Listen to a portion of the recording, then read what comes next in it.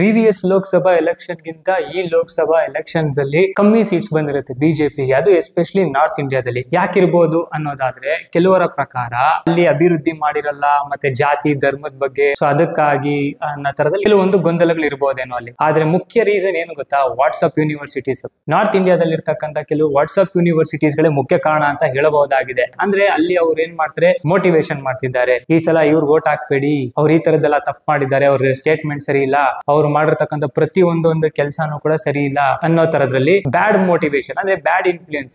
ಕೆಲವರೆಲ್ಲ mind set ಯಾವ ತರ ಇರುತ್ತೆ ಗೊತ್ತಾ? ಸ್ವಂತ ಬುದ್ಧಿ ಇರಲ್ಲ. ಕೆಲವ್ರು ಹೆಂಗಾಗ್ಬಿಟ್ಟಿದ್ದಾರೆ ಅಂದ್ರೆ ಸ್ವಂತ ಬುದ್ಧಿನ ಬಿಟ್ಟು ಕಂಡೋರ್ ಹೇಳ್ಕೊಟ್ಟಿದ್ದೇನೆ ಮಾಡೋದ್ ಜಾಸ್ತಿ ಆಗ್ಬಿಟ್ಟಿದೆ. ಅಂದ್ರೆ ಅವರಲ್ಲಿ ಲೀಡರ್ಶಿಪ್ ಕ್ವಾಲಿಟೀಸ್ ಇಲ್ಲ. ಅವ್ರೇನಂದ್ರೆ ಒಂದು ಬಾಸ್ ಅಂಡ್ರಲ್ಲೇ ನಾವ್ ಇರ್ಬೇಕು, ಬಾಸ್ ಅಂಡ್ರಲ್ಲೇ ನಾವು ಕೆಲಸ ಮಾಡ್ಬೇಕು ಅನ್ನೋ ಆಲೋಚನೆ ಇರ್ತಕ್ಕಂಥವ್ರು ಮಾತ್ರ ಆತರ ಮಾಡೋದಕ್ಕೆ ಸಾಧ್ಯ ಅಂತ ಮೇಲ್ನೋಟಕ್ಕೆ ಹೇಳಲಾಗಿದೆ. ಈ ಸರ್ಕಾರ ಏನ್ ಅಭಿವೃದ್ಧಿ ಮಾಡಿದ್ರೆ, ಯಾರ್ಯಾರಿಗೆ ಏನೇನು ಅನುಕೂಲ ಮಾಡ್ಕೊಟ್ಟಿದ್ದಾರೆ ಅಂತ ಫಸ್ಟ್ ರಿಸರ್ಚ್ ಮಾಡ್ಬೇಕು. ಯಾರೋ ಏನೋ ಹೇಳ್ಬಿಟ್ಟ ಯಾವ್ದು ಕೆಲವು ವಿಚಾರಗಳು ಹೈಲೈಟ್ ಪಾಯಿಂಟ್ ಆಗಿ ತಕೊಂಡ್ಬಿಟ್ಟು ಅದನ್ನ ಅಂಡರ್ಲೈನ್ ಮಾಡ್ಬಿಟ್ಟು ನೋಡಿ ಹಿಂಗ್ ಮಾಡಿದ್ದಾರೆ ವೋಟ್ ಹಾಕ್ಬೇಡಿ ಅನ್ನತ್ರ ಇಂಡೈರೆಕ್ಟ್ ಆಗಿ, ಅದು ಡೈರೆಕ್ಟ್ ಆಗಿ ಯಾರು ವೋಟ್ ಹಾಕ್ಬೇಡಿ ಅಂತ ಹೇಳಿಲ್ಲ, ಎಲ್ಲ ಇಂಡೈರೆಕ್ಟ್ ಆಗಿ ಹೇಳಿದ್ದಾರೆ ಅದನ್ನ ವೋಟ್ ಹಾಕ್ಬೇಡಿ ಅಂತ ಅನ್ಬಿಟ್ಟು. ಅದು ಹೆಂಗೆ ಅಂದ್ರೆ ವೋಟ್ ಹಾಕ್ಬೇಡಿ ಅಂತಾನೂ ಹೇಳಿಲ್ಲ, ಈ ಸರ್ಕಾರಕ್ಕೆ ನೀವೇನಾದ್ರೂ ವೋಟ್ ಹಾಕಿದ್ರೆ ನೆಕ್ಸ್ಟ್ ಈ ತರದಾಗೋ ಚಾನ್ಸಸ್ ಇರುತ್ತೆ ಅಂತ. ಸೊ ಇಲ್ಲಿ ಹೆಂಗಾಗ್ಬಿಟ್ಟಿದೆ ಅಂದ್ರೆ ಸ್ವಂತ ಬುದ್ಧಿ ಇಲ್ದಿರೋರೆ ನಾರ್ತ್ ಇಂಡಿಯಾದಲ್ಲಿ ಜಾಸ್ತಿ ಇದಾರೆ ಅಂತ ಹೇಳ್ಬೋದಾಗಿದೆ. ಈ ವಾಟ್ಸ್ಆಪ್ ಯೂನಿವರ್ಸಿಟೀಸ್ ನಡೆಸಿರ್ತಕ್ಕಂಥ ಅವಿವೇಕಿಗಳನ್ನ ಯಾವುದೇ ಕಾರಣಕ್ಕೂ ಯಾರು ನಂಬಕ್ ಹೋಗ್ಬಿಡಿ. ಫ್ಯೂಚರ್ ಅಲ್ಲಿ ನಿಮ್ಗೆ ಏನ್ ಅನ್ಸುತ್ತೆ ಅದನ್ನ ನೀವು ಮಾಡಿ. ಅದು ಬಿಟ್ಬಿಟ್ಟು ಸ್ವಂತ ಬುದ್ಧಿ ಇಲ್ಲದೆ ಇನ್ನೊಬ್ಬ ಹೇಳಿದ್ ಕೇಳ್ಕೊಂಡಿರ್ತೀನಿ ಅಡಿಯಾಳಾಗೆ ಇರ್ಬೇಕಾಗುತ್ತೆ. ಜೀವನ ಪೂರ್ತಿ ಅಡಿಯಾಳಾಗೆ ಇದ್ರೇನಾಗುತ್ತೆ, ಸ್ವಂತ ಬುದ್ಧಿನೇ ಹಾಳಾಗೋಗ್ಬಿಡುತ್ತೆ. ಈ ವಿಚಾರದಲ್ಲಿ ವಿಚಾರವಂತರಾಗ್ಬೇಕು, ದಡ್ಡರಾಗಬಾರ್ದು.